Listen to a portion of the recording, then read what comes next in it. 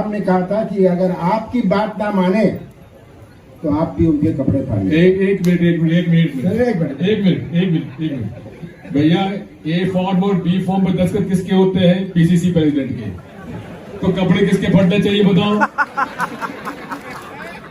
अच्छा, मेरा और दिग्विजय सिंह का संबंध राजनीतिक नहीं। वैसे तो मध्य प्रदेश में जब से सिंधिया बीजेपी में गए हैं तब से कांग्रेस का मतलब केवल कमलनाथ ही है, लेकिन कमलनाथ की सबसे बड़ी परेशानी है दिग्विजय सिंह, जिनको लोग स्नेह से दिग्गी राजा भी बोलते हैं। कांग्रेस को एमपी में कमलनाथ और दिग्विजय सिंह के बीच ही सब कुछ तय करना पड़ता है। कमलनाथ का पलड़ा भारी है, उसका कारण है कमलनाथ की आर्थिक ताकत।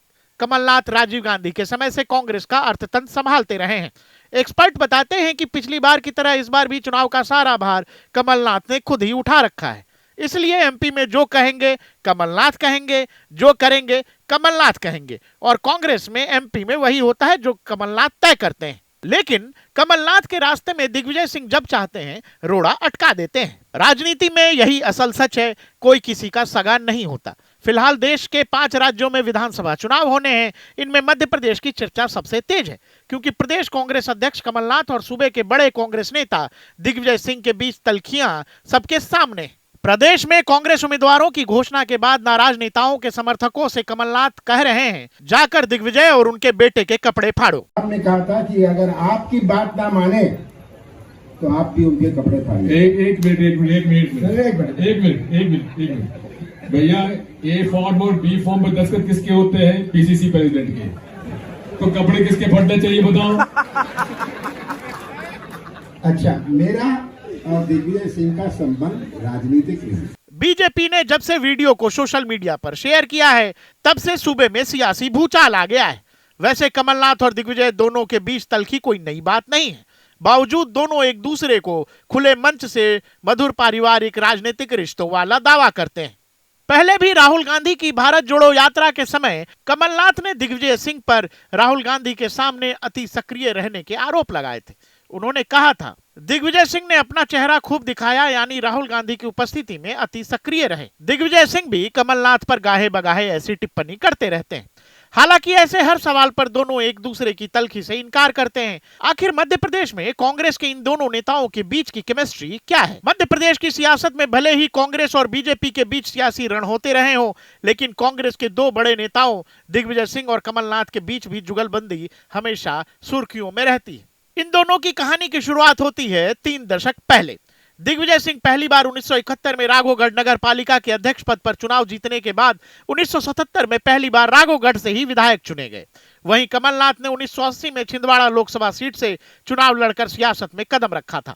कमलनाथ ने दिल्ली में कांग्रेस नेतृत्व के साथ नजदीकी बढ़ाई तो दिग्विजय सिंह ने सूबे की रियासत में अपना पांव जमा लिया। 1993 के चुनाव में कांग्रेस को मध्य प्रदेश में बहुमत मिला तो कांग्रेस वहां सत्ता में लौटी। तब केंद्र में पीवी नरसिम्हा राव के नेतृत्व में कांग्रेस की सरकार थी।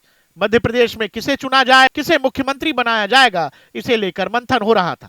दिग्विजय सिंह के अलावा माधवराज सिंधिया, श्यामाचरण शुक्ल इस रेस में थे। बाद में जब सिंधिया ने श्यामाचरण का समर्थन कर दिया तब दिग्विजय सिंह और श्यामाचरण के बीच ही मुकाबला बचा था। ऐसे समय में कमलनाथ ही थे जो दिग्विजय सिंह के लिए सबसे बड़ा सहारा बनकर उतरे थे।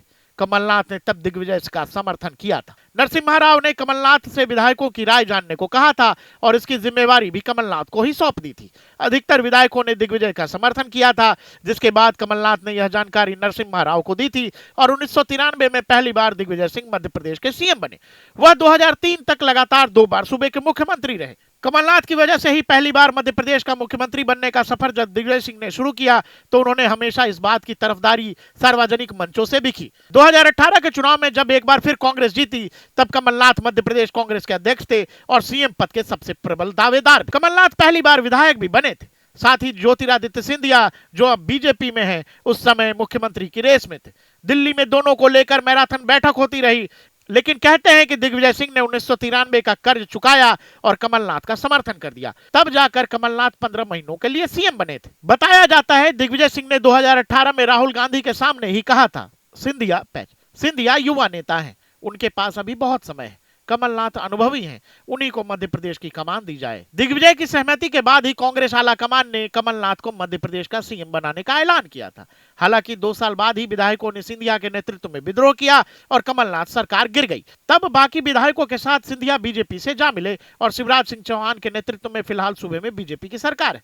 लेकिन एक बार फिर मध्य प्रदेश के सियासी रण में कमलनाथ का नाम कांग्रेस की जीत होने पर मुख्यमंत्री के पद में सबसे आगे चल रहा है और खबर है कि लाख तलखी के बावजूद दिग्विजय कमलनाथ के नेतृत्व में ही सरकार बनाने का खुलकर समर्थन कर रहे हैं।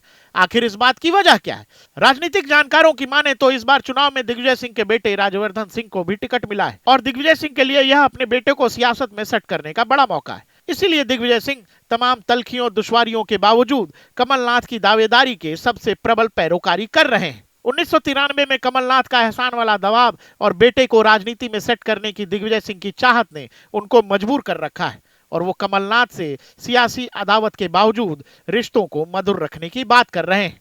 Bureau report, leading Bharat TV.